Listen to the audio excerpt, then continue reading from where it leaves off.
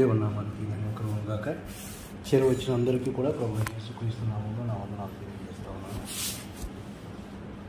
ద్వితీయోపదేశ కాండంలో నుంచి మనం ధ్యానించుకుంటూ వస్తున్నాం. మరి గత వారంలో 10వ అధ్యాయంలో నుంచి కొన్ని సంగతులు ధ్యానం చేసాం. 11వ అధ్యాయం నుంచి క్లుప్తంగా కొన్ని మాటలు జ్ఞాపకం చేసుకున్నాం పోయినసారి. అంతేకాదు పోయినసారి నేను చెప్పిన మాట ఏంటంటే, దీన్ని ఈ విధంగా మనం మరి ఎక్కువగా అధ్యాయం ధ్యానం చేసుకుంటూ వెళ్తే ఇప్పట్లో మనం బైబిల్ను ముగించుకోవాలి. కాబట్టి దాన్ని క్లుప్తీకరించి అయినంత కొన్ని వర్తమానాల్లోనే ముగించుకోవాలన్నది ఉద్దేశం. కనుక ఈ దినాన 12వ అధ్యాయం నుంచి 16వ అధ్యాయం వరకు ఉన్నటువంటి కొన్ని సంగతులను నేను వాటిని కూడా చాలా క్లుప్తంగానే మరి జ్ఞాపకం చేస్తాను. ఒకవేళ సమయం సరిపోకపోతే దాన్ని మనం ముందు వారానికి కూడా పొడిగించుకుందాం. మరి దినాన ద్వితీయోపదేశ కాండం 12వ అధ్యాయం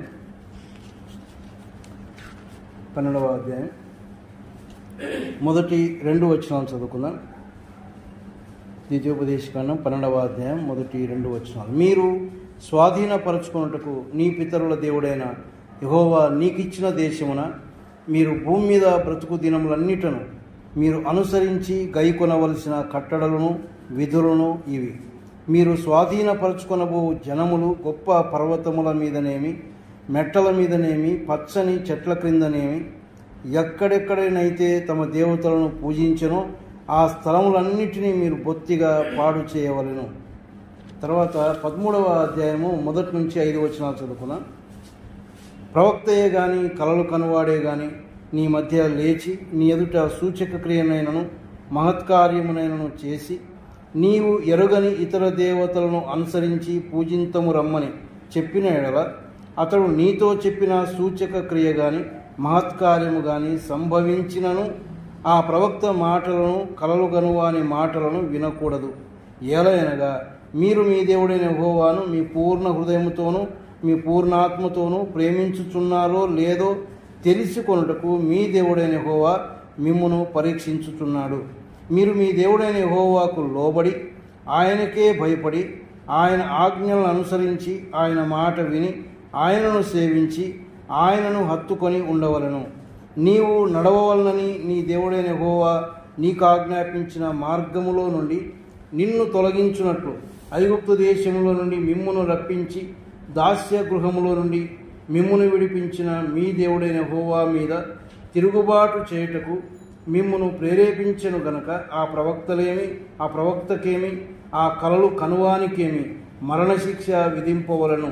అట్లు నీ మధ్య నుండి ఆ చెడుతనమును సంహరింపవలను. తర్వాత 14వ అధ్యాయం మొదటి 2 వచనాలు చదువుకుందాం. మీరు మీ దేవుడైన యెహోవాకు బిడ్డలు గనుక చనిపోయిన వాడెవనిని బట్టి మిమ్మును మీరు కోసికొనకూడదు, మీ కనుబొమ్మల మధ్య బోడి చేసుకొనకూడదు. ఏలయనగా నీ దేవుడైన యెహోవాకు నీవు ప్రతిష్ఠిత జనము, మరియు యెహోవా భూమి మీదనున్న సమస్త జనములలో విశేషముగా తనకు స్వకీయ జనమగునట్లు నిన్ను ఏర్పరచుకొనను. చివరిదిగా 16వ అధ్యాయం మొదటి వచనాన్ని చదువుకున్నాం. అబీబు నెలను ఆచరించి నీ దేవుడైన యెహోవాకు పస్కా పండుగ జరిగింపవలెను. ఏలయనగా అబీబు నెలలో రాత్రి వేళ నీ దేవుడైన యెహోవా ఐగుప్తులో నుండి నిన్ను రప్పించెను. చిన్న మాట ప్రార్థన చేసుకున్నాం. కృపా కనికరము కలిగినటువంటి మా పరలోకపు తండ్రి, గొప్ప దేవ, మీ ఘనమైన శ్రేష్టమైన నామానికి స్తోత్రాలు చెల్లిస్తూ ఉన్నాం. ఇంతవరకు పాటల ద్వారా మిమ్మల్ని కీర్తించగలిగాం ప్రభా. వాక్యం దగ్గరకు వచ్చాము నాయన. మీ గ్రంథాన్ని పఠించాలని మీరు మాకు ఆలోచన ఇవ్వగా ముందుకు సాగుతూ ఉన్నాం. ఆది కాండము నుంచి మొదలు పెట్టుకున్నాం ప్రభా. ద్వితీయోపదేశ కాండము 12వ అధ్యాయానికి రాగలిగాం. అందును బట్టి మీకు స్తోత్రాలు చెల్లిస్తూ ఉన్నాం. వాస్తవానికి మా జ్ఞానము సరిపోదు, మీరే నాయన మీరు నడిపిస్తూ ఉన్నారు. అందును బట్టి మీకు స్తోత్రాలు. చదువుబడినటువంటి వాక్య భాగములను దీవించండి. ధ్యానిస్తూ ఉండగా తలంపులు ఇవ్వండి. ఇవి మా ఆత్మీయ జీవితాలకు క్షేమకరంగా ఉండులాగున మీరే దీవించి దయచేయమని వచ్చిన వారందరిని బట్టి మీకు స్తోత్రాలు చెల్లిస్తూ మా ప్రభువును మా రక్షకుడునైన యేసుక్రీస్తు పేరట ప్రార్థించి వేడుకుంటున్నాము తండ్రి. ఆమేన్. నేను ద్వితీయోపదేశకాండాన్ని ధ్యానిస్తూ ఉండగా కొన్ని సంగతులు మీకు జ్ఞాపకం చేశాను పదే వాటిలో మరి ఎంతవరకు మీకు జ్ఞాపకం ఉన్నాయో నాకు తెలియదు. ద్వితీయోపదేశకాండంలో ఎన్ని అధ్యాయాలు ఉన్నాయి?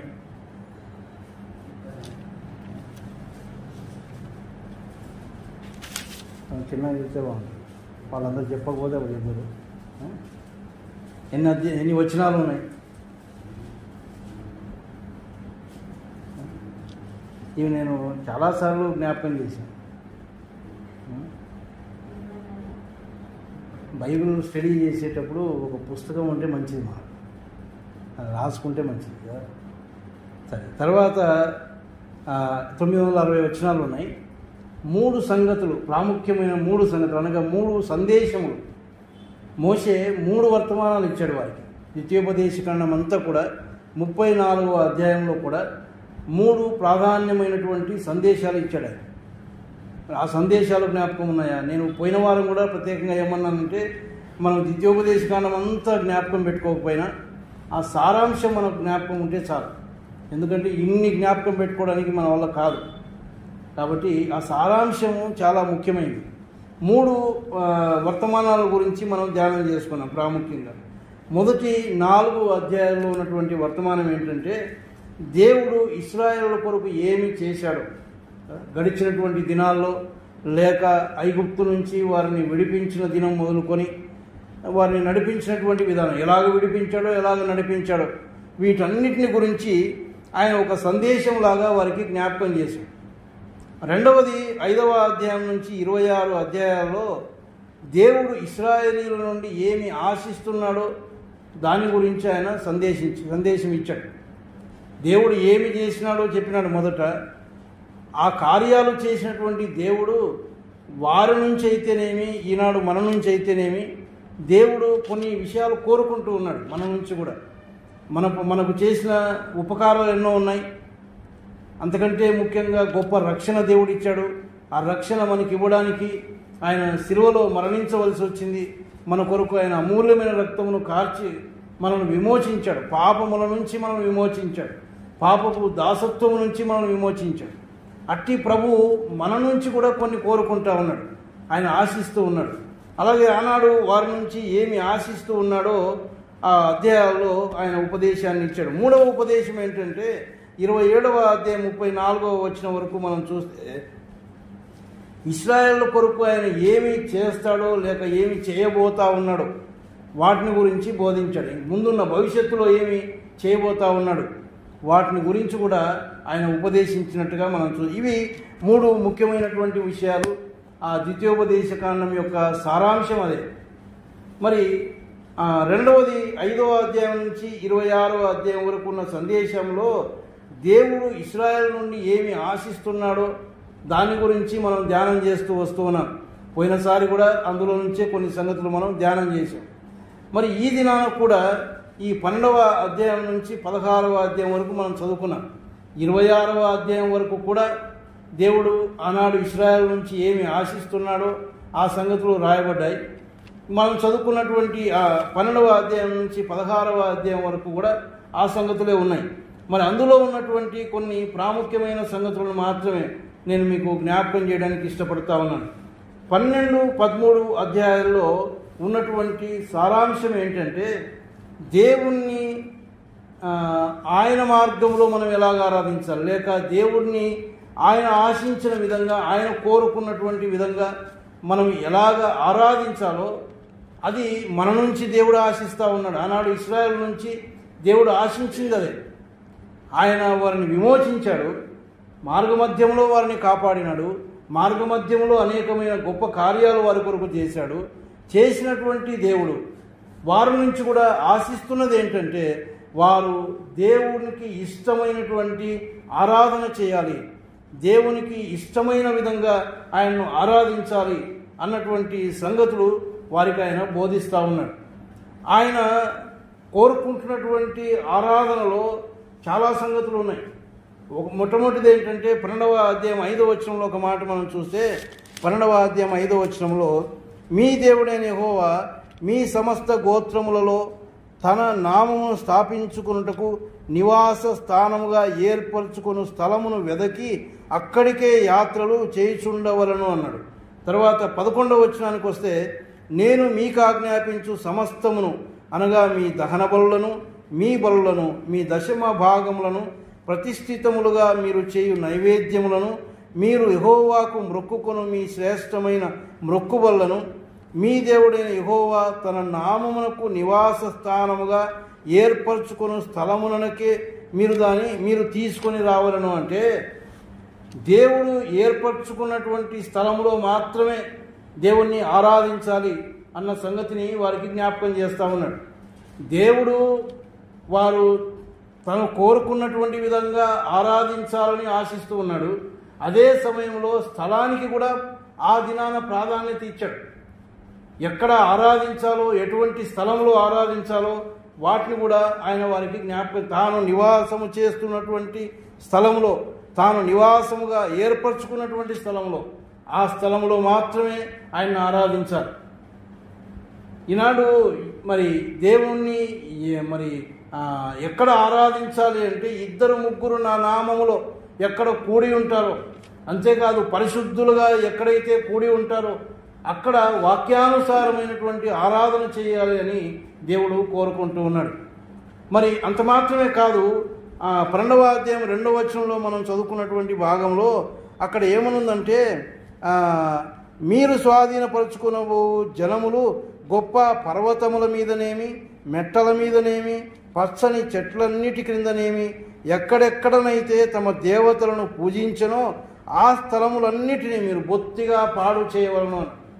ఎక్కడెక్కడైతే అన్య ఆచారములు కలిగి దేవునికి ఇష్టము కానటువంటి పూజలు చేశారో, దేవునికి ఇష్టము కాని వాటిని ఆరాధించారో వాటన్నిటినీ సంపూర్ణంగా తీసివేయాలి అంటా ఉన్నాడు. అంటే దేవుణ్ణి ఆరాధించే స్థలం ఉంది, అలాగే దేవుణ్ణి ఆరాధించేటప్పుడు దేవునికి ఇష్టం కానివన్నీ మనలో నుంచి తొలగిపోవాలి.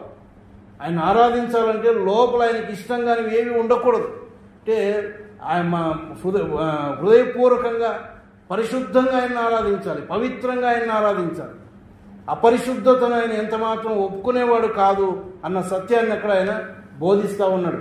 వారి నుంచి ఆయన మార్గంలో ఆరాధించాలి అన్నటువంటి సందేశాన్ని ఇస్తూ ఉన్నాడు. ఆ ఇశ్రాయేలు నుంచి ఆయన కోరుకుంటున్నటువంటి ఆరాధన విషయాన్ని కూడా చెప్తా ఉన్నాడు. ఎక్కడ ఏ స్థలంలో ఆయన ఆరాధించాలి, ఆయన నామము నివాసం ఉండేటటువంటి స్థలం, ఆయన నివసించే స్థలంలో ఆయన్ను ఆరాధించాలి. ఆనాడు ఒక ప్రాముఖ్యమైనటువంటి స్థలం వరకు ఉండింది, కానీ ఈనాడు ఎక్కడ 2-3 ఆయన నామంలో కూడుకుంటూ ఉన్నారో, లేక పరిశుద్ధులుగా దేవుని నమ్మిన బిడ్డలుగా ఎక్కడైతే కూడుకుంటూ ఉన్నారో, వాక్యానుసారమైనటువంటి జీవితం కలిగినటువంటి వారు ఎక్కడైతే ఉన్నారో వారి మధ్యలో ఉండి వారితో చేరి దేవుణ్ణి ఆరాధించాలి. అది దేవుడు కోరుకుంటున్నటువంటి ఒక ఆరాధనగా మనం చూస్తూ ఉన్నాం.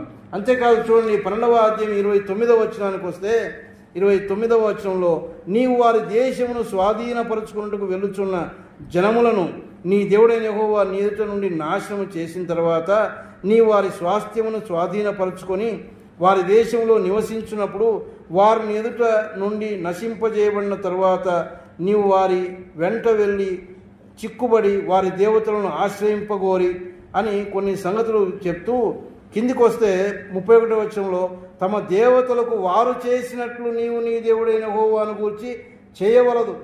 ఏలయనగా యెహోవా ద్వేషించు ప్రతి హేయక్రియను వారు తమ దేవతలకు చేసిరి.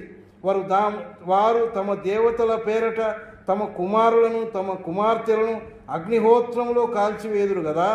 నేను మీకు ఆజ్ఞాపించుచున్న ప్రతి మాటను అనుసరించి చేయవలను. దానిలో నీవు ఏమీ కలపకూడదు, దానిలో నుండి ఏమీ తీసివేయకూడదు. అంటే అన్య ఆచారముల ప్రకారం, అన్య దేవతల ఇష్టం ప్రకారం వారైతే ఏదైతే చేశారో అలాంటివి మీరు చేయకూడదు. అలాంటివి హేయక్రియలు అంటూ ఉన్నాడు.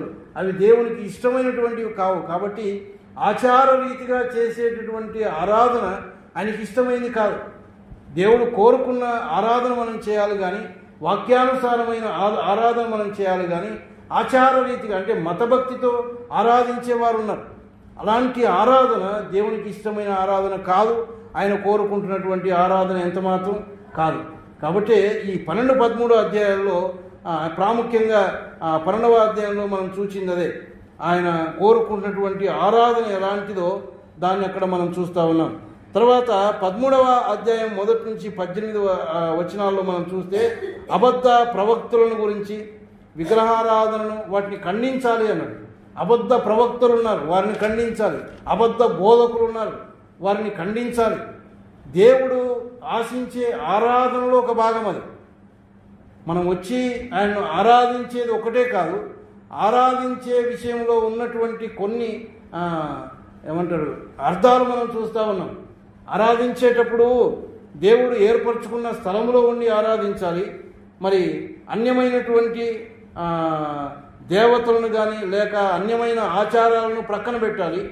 వాక్యానుసారమైనటువంటి ఆరాధన చేయాలి. అబద్ధ బోధకులు ఉంటే వాటిని ఖండించాలి.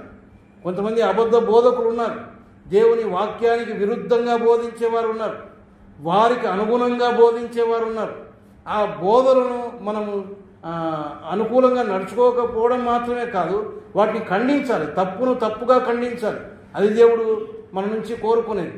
ఆయన ఆరాధించడంలో అదొక భాగం. అంటే దేవునికి ఎందుకంటే ఆయన పరిశుద్ధుడు, ఆయన పరిశుద్ధమైనటువంటిదే ఇష్టపడేవాడు. పవిత్రమైన ఆరాధన చేయాలి, అది ఆయన కోరుకునేది. ఎలాంటి కల్మషం ఉండకూడదు, బోధలో కల్మషం ఉండకూడదు కదా, ఆరాధించే స్థలంలో కల్మషం ఉండకూడదు. మనస్ఫూర్తిగా చేసే ఆరాధన ఆయన కోరుకుంటూ ఉన్నాడు. అంతేకాదు 13వ అధ్యాయం 1 నుంచి 5 వచనాలు ఇందాక మనం చదువుకున్నాం. అక్కడ సూచక క్రియ కానీ మహత్కార్యం కానీ ఒకవేళ జరిగినను అన్నాడు. వారి ద్వారా, అబద్ధ బోధకుల ద్వారా, అబద్ధ ప్రవక్తుల ద్వారా సూచక్రియలు జరగవచ్చు, అద్భుత కార్యాలు జరగవచ్చు కదా. మహత్కార్యములు జరిగినను సంభవించినను ఆ ప్రవక్త మాటలను కలలు కనవాని మాట వినకూడదు అని. ఒకవేళ అలాగ జరిగినా కూడా నమ్మొద్దు అంటాను. ఎందుకు మరి ఆ అబద్ధ బోధకులు ఉన్నారు, ఎందుకు అలాంటి వారిని దేవుడు అనుమతిస్తూ ఉన్నాడు అంటే కింద ఏమన్నాడంటే, ఏలయనగా మీరు మీ దేవుడైన యెహోవాను మీ పూర్ణ హృదయంతోనూ మీ పూర్ణ ఆత్మతోనూ ప్రేమించుచున్నారో లేదో తెలుసుకొనుటకు మీ దేవుడైన యెహోవా మిమ్మును పరీక్షించుచున్నాడు. ఇవన్నీ పరీక్షలు మనకు కదా. అబద్ధ బోధకులు ఉన్నారు, అబద్ధమైన బోధలు చేస్తారు. మరి అయితే వాటిని మనం తెలుసుకోవాలి, అర్థం చేసుకోవాలి. మనం పరీక్షించడానికి దేవుడు వాటిని మన ముందు ఉంచాడు. మొన్ననే మంగళవారం అనుకుంటాను మనం ధ్యానం చేసుకున్నాం. అప్పుడు అక్క వాళ్ళ ఇంట్లో ధ్యానం చేసేటప్పుడు అకుల్లా ప్రిస్కిల్లా గురించి 2-3 మాటలు జ్ఞాపకం చేసుకున్నాం. ఆ అకుల్లా ప్రిస్కిల్లా వారు ప్రభువుని నమ్మిన తర్వాత ఒక అపోల్లో అనే ఒక వ్యక్తి వచ్చాడు. వచ్చి ఆయన మంచి ప్రవీణుడు, ఆయన వాక్యం చెప్తా ఉంటే ఆయన యోహాను బాప్తిస్మమును మాత్రమే ఎరిగినటువంటి వాడు. కాబట్టి ఆయన అది తెలుసుకొని బోధ చేస్తూ ఉంటే వీరిద్దరూ ఆయనను ఖండించడం మాత్రమే కాదు, సరైనటువంటి వర్తమానాన్ని, సరైన బోధన వారు చేశారు అని మనం అక్కడ అపోస్తల కార్యముల గ్రంథం 18వ అధ్యాయంలో అనుకుంటాను మనం చదువుతాం. కాబట్టి దేవుని పిల్లలంగా మనము దేవుని వాక్యాన్ని ఎరిగిన వారమై ఉండి దేవుడు ఎలాంటి ఆరాధన మన నుంచి కోరుకుంటున్నాడో అది మనం అర్థం చేసుకోవాలి. ఒకవేళ ఎవరైనా అబద్ధమైనటువంటి బోధలు చేస్తే వాటిని అర్థం చేసుకునేటటువంటి జ్ఞానం మనకు ఉండాలి. అదే సమయంలో దాన్ని ఖండించే వారంగా మనం ఉండాలి. అది దేవుడు మన నుంచి కోరుకుంటాడు. ఒకవేళ వారి ద్వారా సూచక్రియలు జరగవచ్చు, మహత్కార్యాలు జరగవచ్చు, అద్భుత కార్యాలు జరగవచ్చు. కానీ అది అబద్ధమైనటువంటి బోధ అయినప్పుడు దాన్ని ఖచ్చితంగా మనం ఖండించాలి అంటా ఉన్నాడు. తర్వాత 13వ అధ్యాయము 6వ వచనం నుంచి మనం చూస్తే అక్కడ ఏమంటాడంటే, నీ తల్లి కుమారుడే కానీ, నీ సహోదరుడే కానీ, నీ కుమారుడే కానీ, కుమార్తె కానీ, నీ కౌగుటి భార్యే కానీ అంటూ భూమి యొక్క ఈ కొన మొదలుకొని ఆ కొన వరకు నీకు సమీపముగా నుండినను నీకు దూరముగా నుండినను నీ చుట్టూ నుండి జనముల దేవతలలో నీవును నీ పితరులను ఎరుగని ఇతర దేవతలను పూజింతము రమ్మని రహస్యముగా నిన్ను ప్రేరేపించిన ఎడలా. రహస్యంగా ప్రేరేపించడం ఏమని ప్రేరేపిస్తావు? ఎవరంట? నీ తల్లి కుమారుడే కానీ, నీ సహోదరుడే కానీ, నీ కుమారుడే కానీ, నీ కౌగుటి భార్యే కానీ, అంటే ఎంత దగ్గరి వారైనా సరే వారు ఏం ప్రేరేపిస్తూ ఉన్నారు? నీవును నీ పితరులను ఎరుగని ఇతర దేవతలను పూజింతము రమ్ము. అంటే కొన్ని ఆచారాలు చేయడానికి, కొన్ని పద్ధతులు చేయడానికి, కొన్నిటిని పూజించడానికి వారు ఆహ్వానిస్తారు. ఎవరు వారు? మనకు సొంతమైన వారే, మన రక్త సంబంధులే, మనం ప్రేమించేవారే. కానీ ఏమంటా ఉన్నాడు ఆయన? వాళ్ళ రహస్యంగా ప్రేరేపించిన వారి మాటకు సమ్మతింపకూడదు, వారి మాట వినకూడదు, వారిని కటాక్షింపకూడదు, వారి యందు జాలిపడకూడదు, వారిని మాటుపరచకూడదు, అవశ్యముగా వారిని చంపవలను అన్నాడు. అంటే ఏమి?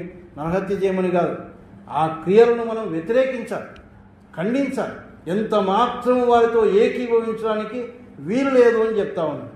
ప్రియమైన వాళ్ళారా, దేవుణ్ణి ఆరాధించడం అంటే అంత సులువైందేమీ కాదు. ఎవరిని ఆరాధిస్తూ ఉన్నాం? మహాదేవుడు, మహోన్నతుడు, పరిశుద్ధమైనటువంటి దేవుణ్ణి ఆరాధిస్తూ ఉన్నాం. ఆయన పరిశుద్ధతలో నివసించేవాడు, ఆయన పరిశుద్ధతనే కోరుకునేవాడు. అట్టి దేవుణ్ణి మనం ఆరాధించేటప్పుడు, ఆ మహోన్నతుడైన దేవుని దగ్గరికి మనం వచ్చినప్పుడు ఎంత పరిశుద్ధంగా ఉండాలో ఆ సంగతులను దేవుడు జ్ఞాపకం ఆనాడు ఇశ్రాయేలుకు జ్ఞాపకం చేశాడు, ఈనాడు మనకు కూడా ఆయన జ్ఞాపకం చేస్తూ ఉన్నాడు. అంతేకాదు 13వ అధ్యాయం 12 నుంచి 18 వచనాల్లో మీ మధ్య నుండి చెడుతనమును తొలగించండి అన్నాడు. ఆయన ఆరాధించేటప్పుడు మనలో ఏదైనా చెడుతనం ఉందేమో దాన్ని తొలగించుకుని రావాలి అంటాం. అది దేవుడు మన నుంచి ఆశిస్తూ ఉన్నాడు. ఆనాడు కూడా వారి పట్ల అన్ని గొప్ప కార్యాలు చేసినటువంటి దేవుడు వారి నుంచి కొన్ని ఆశిస్తూ ఆ సంగతులను మోసే ద్వారా దేవుడు వారికి వినిపించినట్టుగా మనం చూస్తూ ఉన్నాం. అది మొదటి సంగతి. 12, 13 అధ్యాయాల్లో మనం చూస్తున్నటువంటి సంగతి అదేంటంటే, దేవుణ్ణి మనము ఆయన మార్గంలో, ఆయన చెప్పిన విధంగా, ఆయన ఇష్టపడిన విధంగా మనం ఆరాధించాలి అనేది ఆ 12, 13 అధ్యాయాల్లో ఉన్నటువంటి సందేశం. తర్వాత 14 నుంచి 16 అధ్యాయాల్లో, 3 అధ్యాయాల్లో ఉన్నటువంటి సందేశం ఏంటంటే, మనం పరిశుద్ధమైనటువంటి జీవితం జీవించాలి. చూడండి, బైబిల్ అంతా చెప్పేది అదే, పరిశుద్ధత, పవిత్రత. నేను పరిశుద్ధుడై ఉన్న ప్రకారం మీరును పరిశుద్ధులై ఉండండి. ఇదే దేవుని యొక్క వాక్యం అంతా మనకు చెప్పేది. ఈ 3 అధ్యాయాలు కూడా పరిశుద్ధమైనటువంటి జీవితాన్ని మనం జీవించాలి అని ఆనాడు ఇశ్రాయేలుకు కూడా దేవుడు జ్ఞాపకం చేస్తా ఉన్నాడు. ఏ విధమైనటువంటి పరిశుద్ధమైన జీవితమైన కోరుకుంటూ ఉన్నాడో 14వ అధ్యాయం 1 నుంచి 29 వచనాల వరకు ఏముందంటే, అంటే దాదాపుగా 14వ అధ్యాయం అంతా మనం చూస్తే ఆహార నియమాలు ఉన్నాయి. తర్వాత దశమ భాగాలు, ఆహార నియమాల విషయంలో ఎలాగ పరిశుద్ధమైన జీవితం జీవించాలో, దేవునికి దశమ భాగం ఇచ్చే విషయంలో మనం ఎలాగ పరిశుద్ధమైన జీవితం జీవించాలో వాటిని గురించి దేవుడు మనకు వారికి తెలియజేస్తూ ఉన్నాడు. ఎందుకు ఈ పరిశుద్ధమైన జీవితాన్ని కోరుకుంటూ ఉన్నాడు అంటే 14వ అధ్యాయం 2వ వచనంలో ఏమనుందంటే, ఏలయనగా నీ దేవుడైన యెహోవాకు నీవు ప్రతిష్ఠిత జనం, నీవు ప్రతిష్ఠించబడ్డావు ఆయన కోసం. ఒక దినాన తీర్మానం చేసుకున్నాం, ప్రభువా నేను నీ బిడ్డను, ఆయన నన్ను నీ బిడ్డగా చేసుకో, నేను నీ కొరకే జీవిస్తాను అని మనల్ని మనమే ప్రతిష్ఠించుకున్నాం. ఒకవేళ ప్రతిష్ఠించుకోకపోతే మన జీవితం ఎలాగున్నా పర్వాలేదు, కానీ మనం ప్రతిష్ఠించుకొని ఉంటే ఖచ్చితంగా మన జీవితాలు ఎలాగుండాలో అది ఆయన రాస్తా ఉన్నాడు. మొదటి వచనంలో ఏమన్నాడంటే, మీరు మీ దేవుడైన యెహోవాకు బిడ్డలు గనుక చనిపోయిన వాడెవరిని బట్టి మిమ్మును మీరు కోసుకొనకూడదు, మీ కనుబొమ్మల మధ్య బోడి చేసుకొనకూడదు. అంటే కొన్ని విషయాలు చెప్తా ఉన్నాడు. ఎలాంటి ఆనాడు ఏమంటారు, శరీర సంబంధమైనటువంటి పరిశుద్ధతను గురించి రాస్తూ వచ్చాడు దేవుడు. ఇశ్రాయేలు మధ్యన దేవుడు కోరుకున్నది అదే, చనిపోయినప్పుడు ఎలా ఉండాలో వాటిని రాశాడు. తర్వాత ఇంకొక మాట ఏమన్నాడంటే, మీరు ప్రతిష్ఠిత జనము, తర్వాత సమస్త జనములలో విశేషముగా తనకు స్వకీయ జనమగునట్లు నిన్ను ఏర్పరచుకొనను. సమస్త జనములలో విశేషముగా మనము తన స్వకీయ జనముగా ఆయన ఏర్పరచుకున్నాడు. ఎంతమంది లేరు లోకంలో? మహా ఉన్నతమైన వారు ఉన్నారు, ధనవంతులు ఉన్నారు, మంచి పేరు ప్రఖ్యాతులు గాంచిన వారు ఉన్నారు. వారి ముందు నువ్వు నేను దేనికి పనికిరాం. కానీ ఆ సమస్త జనములలో తనకు స్వకీయ జనమగునట్లు నిన్ను నన్ను దేవుడు ఏర్పాటు చేసుకున్నాడు. ఆనాడు కూడా వారిని ప్రత్యేకపరుచుకున్నాడు ఇశ్రాయేలులను. ఆ ఎంతోమంది గొప్ప గొప్ప జనం ఉన్నారు, ఆ జనము మధ్యలో వీరిని దేవుడు ఏర్పాటు చేసుకున్నట్టుగా వారికి ఆయన జ్ఞాపకం చేస్తాడు. ఎందుకు మీరు పరిశుద్ధమైన జీవితం జీవించాలంటే, ఇదిగో మీరు ప్రతిష్ఠిత జనం, నేను మిమ్మల్ని ఏర్పరచుకున్నాను కాబట్టి మీరు పరిశుద్ధ జనంగా ఉండాలి అని వారికి జ్ఞాపకం చేస్తూ ఉన్నాడు. 14వ అధ్యాయము 3వ వచనం నుంచి 21 వచనాల్లో ఉన్నటువంటిది ఏంటంటే, తినవలసినవి తినకూడనివి. ఇందాక నేను అన్నాను ఒక మాట, ఆనాడు శరీర సంబంధమైనటువంటి స్వస్థతను, పరిశుద్ధతను దేవుడు కోరుకున్నాడు. ఏవి తినాలో ఏవి తినకూడదో కొన్ని సంగతులు వారికి బోధించాడు ఆయన.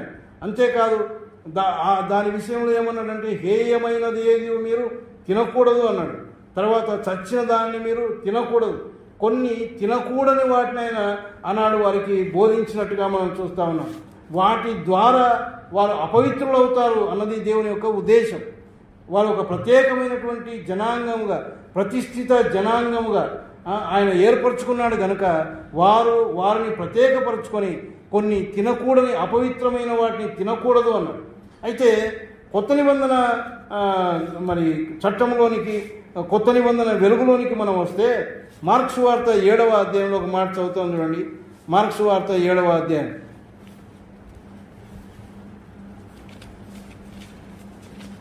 7వ అధ్యాయం 18వ వచనం నుంచి మనం చదివితే, ఆయన వారితో ఇట్లనెను, మీరును ఇంత అవివేకులై ఉన్నారా? వెలుపలి నుండి మనిషిని లోపలికి పోవునది ఏది అని అపవిత్రునిగా చేయజాలదని మీరు గ్రహింపకున్నారా అని.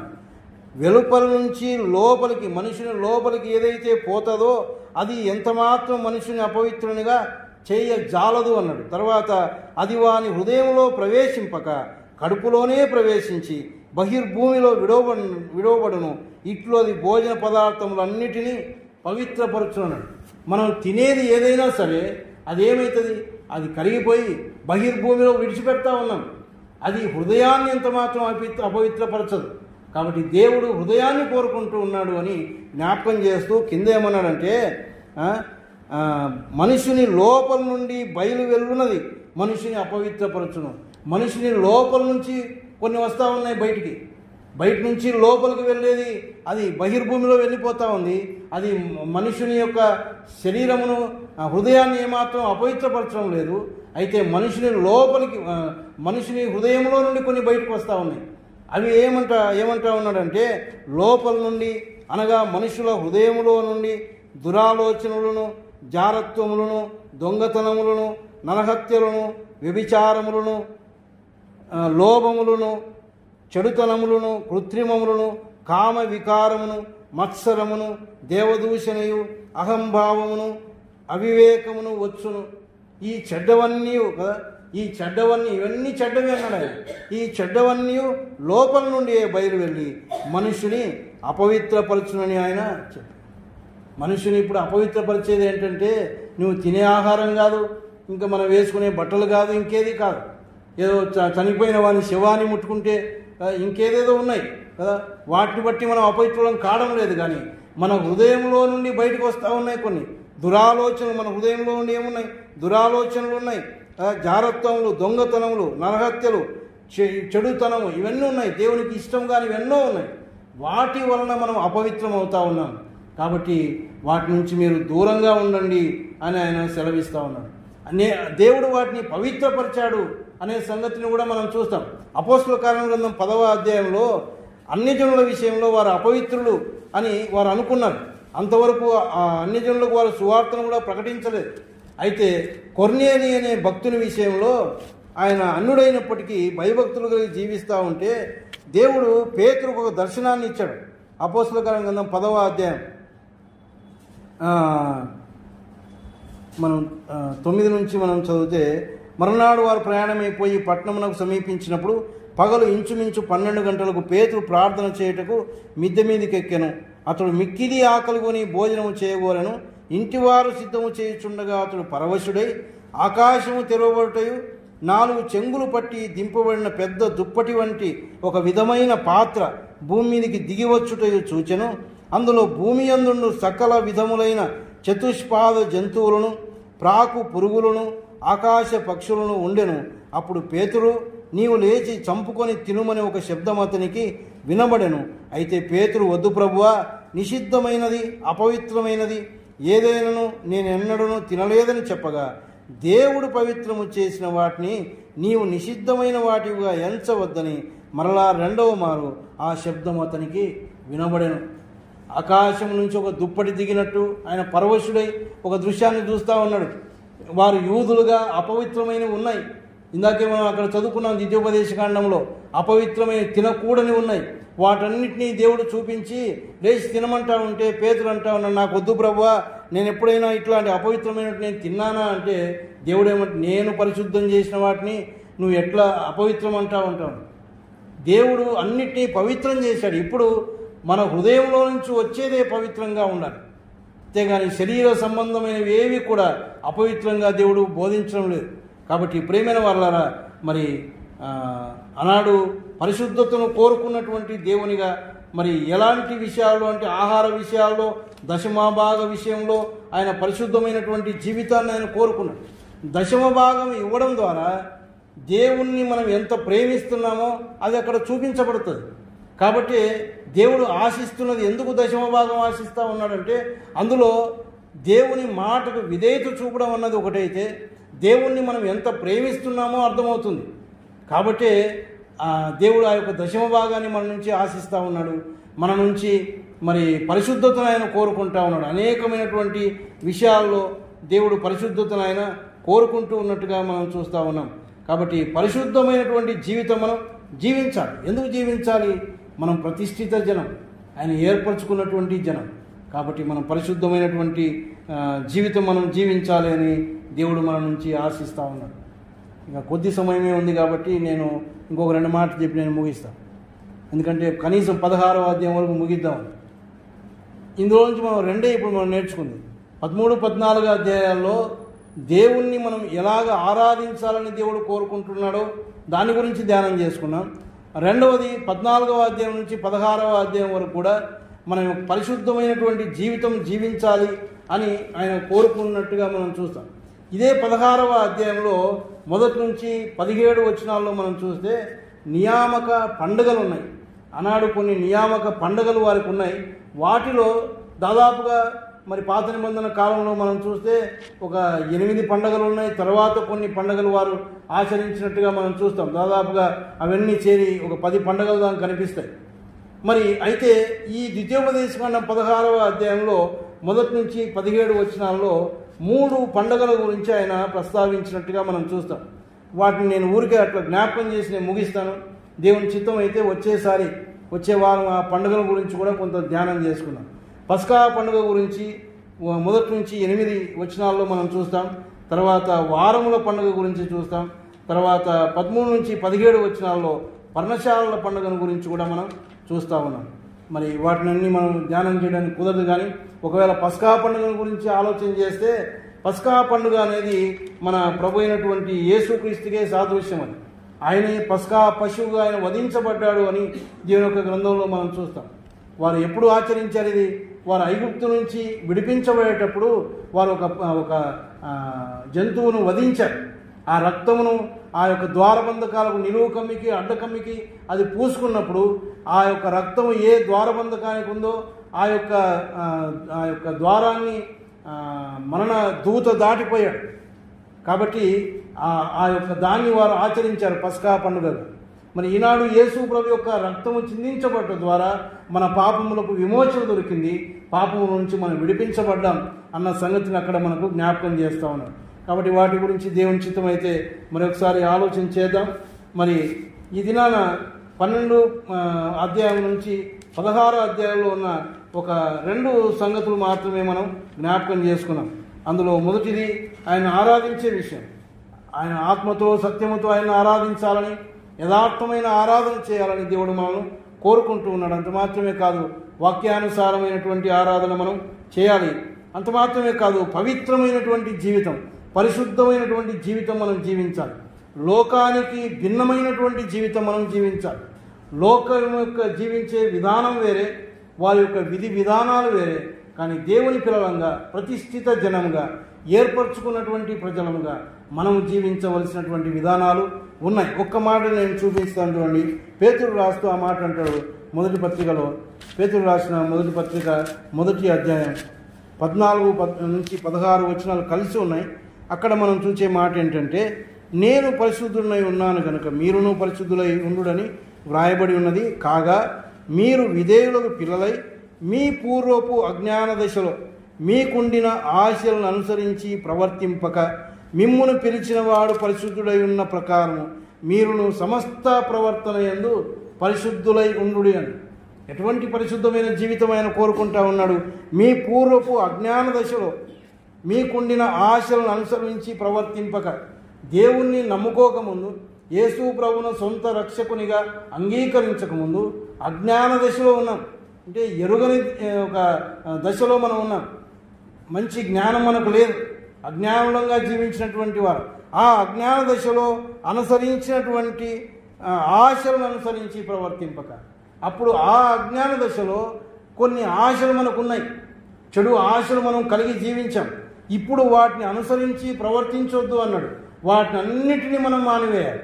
కింద ఒక మాట ఏమన్నాడంటే, మీరు సమస్త ప్రవర్తన యందు పరిశుద్ధులై ఉండండి. సమస్త ప్రవర్తన, మన ప్రవర్తన అంతటిలో పరిశుద్ధత మనం కలిగి ఉండాలి. అది దేవుడు ఈనాడు కోరుకుంటున్నటువంటిది. ఆనాడు మరి మోషే ద్వారా దేవుడు వారికి రెండవసారి వర్తమానం ఇస్తూ, ఇదిగో రెండవ తరానికి ఆయన వర్తమానం ఇస్తూ, దేవుడు వారి కొరకు ఏ సంగతులు ఏమి వారి పట్ల చేశాడో ఆ కార్యములను బోధించాడు. తర్వాత వారి నుంచి ఏమి ఆశిస్తున్నాడో కూడా ఆయన బోధిస్తూ ఉన్నాడు. ఈనాడు నీ నుంచి నా నుంచి దేవుడు కోరుకుంటున్నది అదే. ఆయన కోరిన ఆరాధన మనం చేద్దాం. అంత మాత్రమే కాదు, పరిశుద్ధమైనటువంటి జీవితం కలిగి మనం జీవించడానికి దేవుడు తన కృప అనుగ్రహించును గాక. మన